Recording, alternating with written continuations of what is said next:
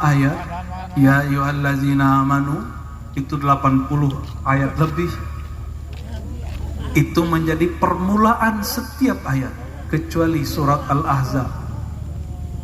Dimulai dengan innallaha. Kenapa?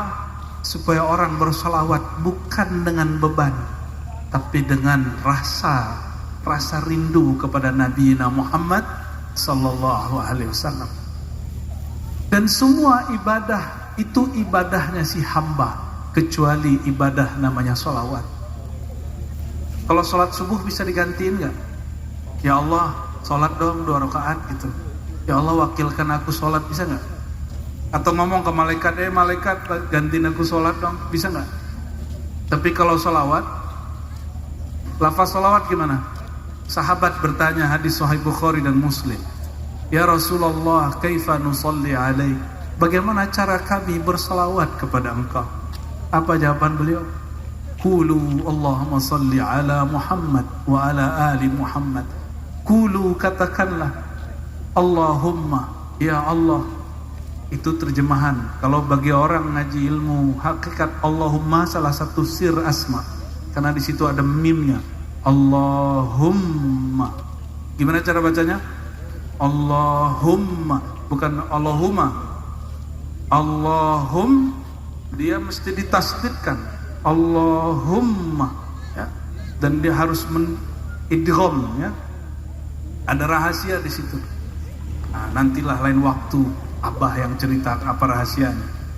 Sholli ala Muhammad. Mohon engkau bersolawatlah kepada Nabi Muhammad SAW. Jadi yang bersolawat siapa? Kita atau Allah? Siapa yang bersolawat? Hamba atau Tuhan? Allah. Itu satu-satunya amal ibadah yang Allah menyertai ibadah, bahkan dialah yang menyebut sendiri. Maka ibadah solawat, itulah maksud kami dulu mengatakan solawat lebih wajib dari solat. Kenapa? Belum ada solat Allah sudah bersolawat. Sahih amla? Belum ada zakat Allah sudah bersolawat. Lebih dulu wajibnya solawat. Solawat menjadi sah solat, menjadi sah khutbah. Nggak ada solawat, diterima nggak solat? Nggak diterima. Oleh karenanya, salah satu pesan guru-guru tua, hidupkan majelis maulid dan buat kajian mengenal yang dimaulidkan.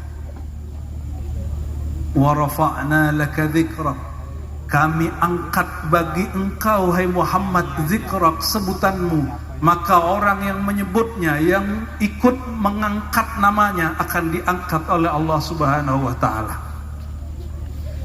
Tidak apa-apa nggak terkenal di bumi, yang penting terkenal di hadapan Allah Subhanahu wa taala. Nggak apa-apa nggak dikenal sama Abah Jumeri, yang penting Allah yang disembah oleh Abah mengenal kita.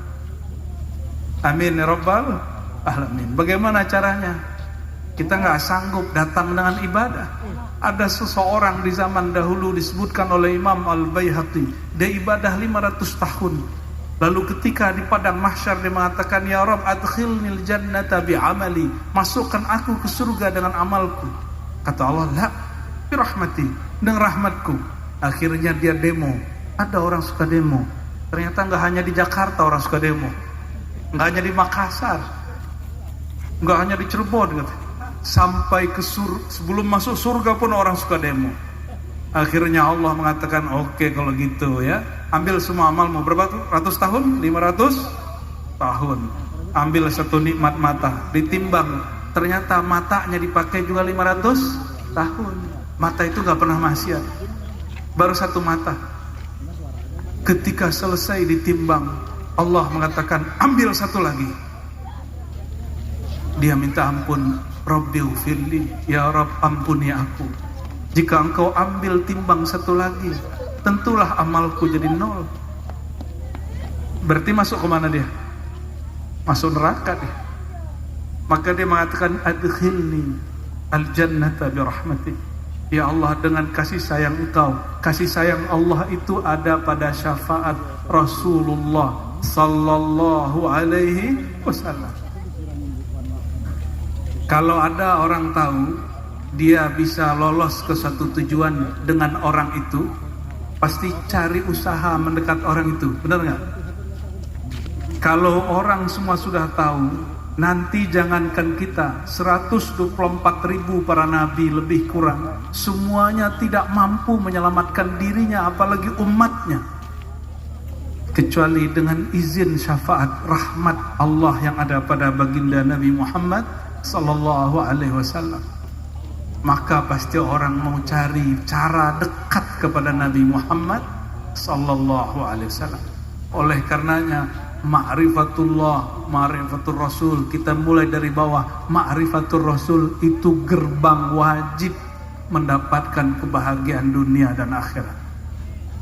Jadi pilihan nama ini bukan sembarangan dari Al-Mukarram Syekh Muhammad Saman Al-Banjari.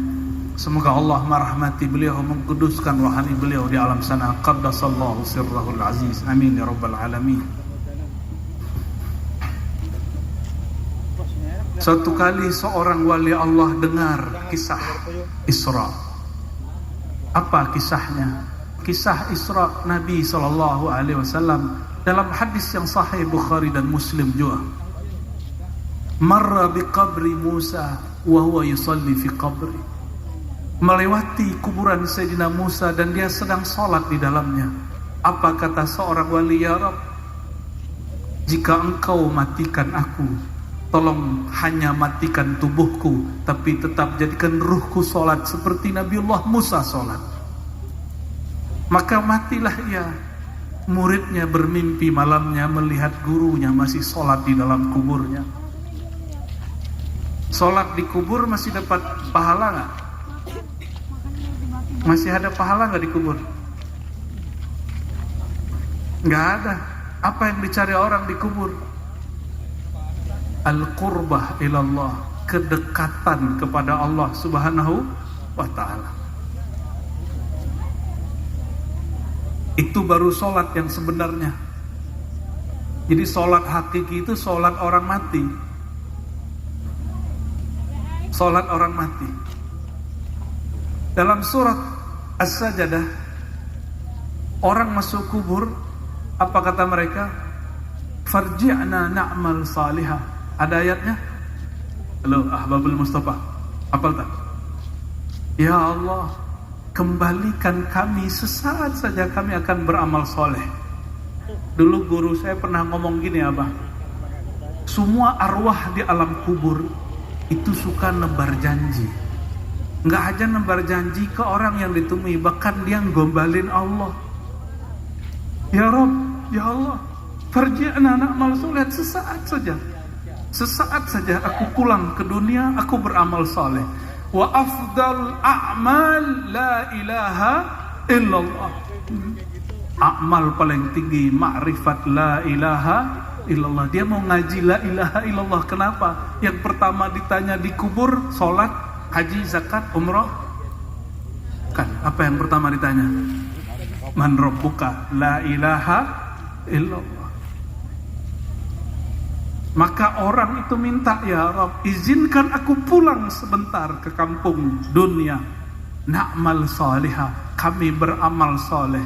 Wa afdalul a'mal an ta'rif an la ilaha illallah. Engkau mengenal la ilaha illallah. Oleh karenanya perintah di Quran satu-satunya kalimat fa'lam, selebihnya fa'lamu, fa'lamu, fa'lamu. Satu yang kepada Nabi Muhammad SAW. Fa'lam annahu la ilaha illallah. Surat apa itu? Ahbabul Mustafa. Surat apa itu? Ayo kalau tahu nih kasih nih ridanya nih. Ini udah pakai kemana-mana, ini udah pakai zikir, udah pakai suluk nih. Telat, gak jadi deh. Surat Sayyidina Muhammad ayat 19. Angka 19 itu angka spesial dalam zikrullah. Guru Mahmud sudah tahu. Fa'lam, apa arti fa'lam? Maka ma'rifatilah, bermakrifatlah engkau, annahu, sebelum la ilaha illallah, annahu dulu. Itulah bismillahi sirrullah, dengan nama Allah, itulah dia sir Allah. Hu, makanya syaitan gak suka orang zikir hu, karena itu sirnya Allah.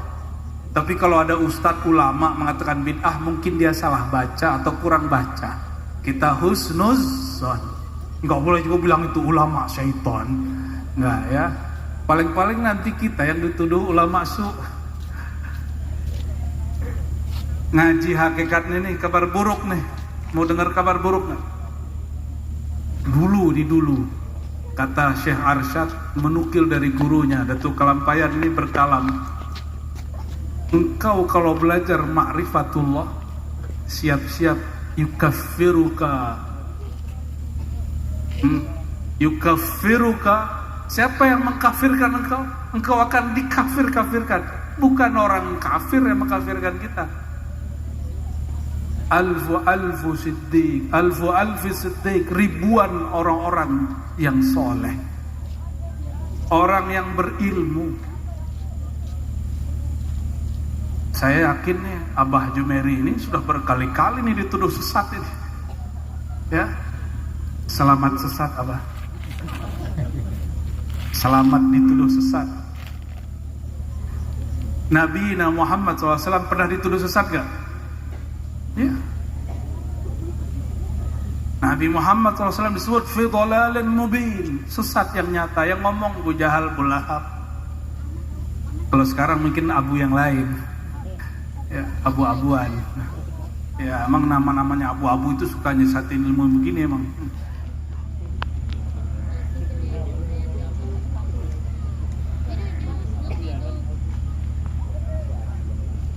Lucunya baru berasa belakangan sama dia. Yang baru meninggal kan, Masya Allah, itu nggak percaya Fatihah nyampe kalam kubur, dikirimkan Fatihah, senang itu. Ya, kita kan nggak boleh benci. Sidi Al-Imam Subki, Taqiyuddin Subki, ayah dari Tajuddin Subki, mujtahid mutlak di masanya, itu sering ketemu dengan imam salafi namanya Imam Taqiyuddin Syekhul Islam Ibnu Taimiyah. Siapa namanya? Ibnu Taimiyah. Wafat Ibnu Taimiyah 728 Hijriah.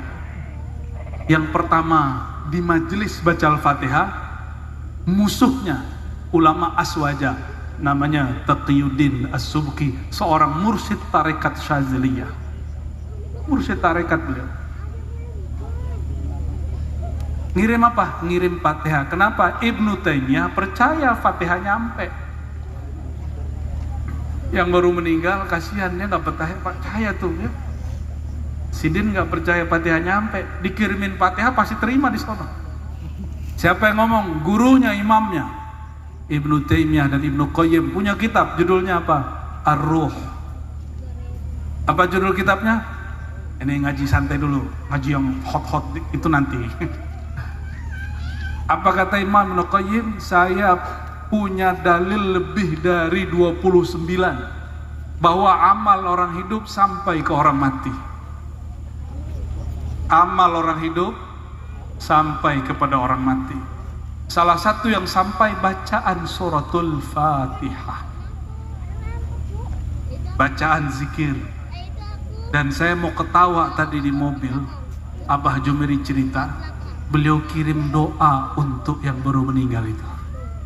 Luar biasa. Ila ruhi, siapa namanya? Jangan disebut ya. Ila ruhi Fulan bin Fulan as-Salafi al-Fatihah gitu ya. Nyampe.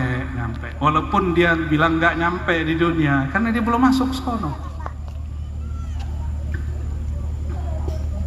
Allahumma sholli wa sallim barik alaihi. Jangankan orang mati, orang hidup dikirimin Fatihah nyampe. Kirim Fatihah ke guru, nyampe ke guru. Tapi Tapi jangan coba-coba ngirim ke kekasih gelap ya. Nanti disambar syaitan.